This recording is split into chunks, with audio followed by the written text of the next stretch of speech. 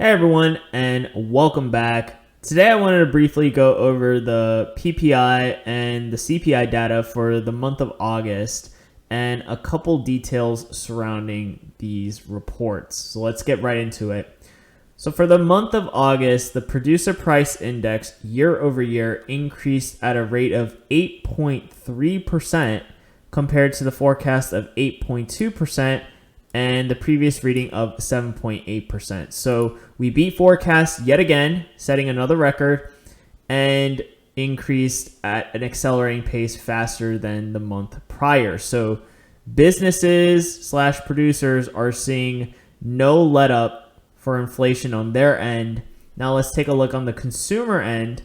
So consumer prices apparently only increased 5.3% this time around, and that matched the forecast of 5.3% conveniently, and also conveniently was less than the previous reading of 5.4%.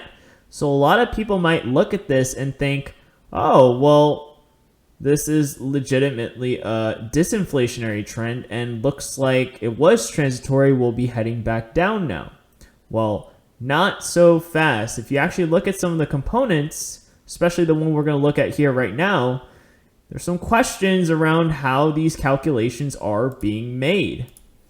So there's different components of the consumer price index: food, energy, discretionary items, etc., etc. And one of the biggest components is the rent component or the shelter component. This is such a big deal because the rent component makes up more than a third of the CPI's weighting. So it's a pretty big deal. The problem here is that the Bureau of Labor Statistics, who collects all this data and then calculates what the rent component was for each month, apparently, according to the BLS, rents only increased 0.3% for the month of August. Now, this is at odds with other readings from other private entities, such as Apartment List, who said that rents increased 2.1% for the month of August, which is 7 times more than what the Bureau of Labor Statistics, which is a government entity, specifically stated. Now, if you've watched my previous videos, you'll know that I have major issues with government agencies and their reporting. If you also saw my previous video on the New York Fed, they have a very complicated history with how they report their data. And if they don't like what they're seeing, they'll just not report it altogether. So the government has a very iffy record on accurate reporting, and there's a huge bias towards what they want the public to see versus what the reality is. In fact, the CPI that we're using right now is not even the official CPI.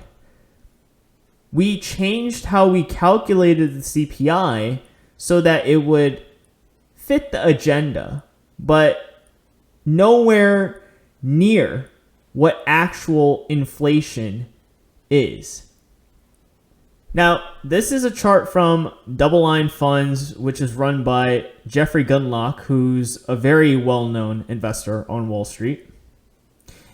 And he actually states right here that if the actual housing inflation was used for this CPI report that just came out, it wouldn't have been 5.3%. No, not even 10%. It would have been 12% year over year, which is more than double what we got for this reading, which is a huge deviation. And of course, let's use some common sense here. For those of us that are in reality, which is like all of us, or maybe even in our personal lives, we know that rents are going up. I know some people even and we're not even just talking a couple metro areas. I know some people in Tennessee, Idaho, where their rents have doubled compared to the year prior. So it's pretty clear that rents are not increasing by 0.3%. And the bigger problem here is that we are doing a huge disservice to the public by lying about what the real numbers are.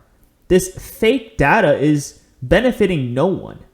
And in the end, if people are not aware of how bad the inflation situation is, they're not going to be able to prepare. They're going to think everything is fine. They're going to go on with their lives. But then when the problems become severe enough, it's already going to be too late for the majority of people to prepare. So that is why this type of data reporting is so upsetting to me and a lot of other people. And for us, it should be very upsetting. Everybody that's not in the government or in the top 1%, we should all be infuriated because our purchasing power is being stolen from us, yet the magnitude of the purchasing power that we've lost is not even being accurately conveyed to us. The CPI data is inaccurate.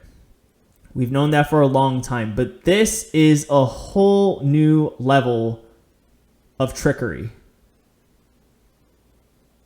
And just when you thought the government couldn't get any worse, they surprise you every time.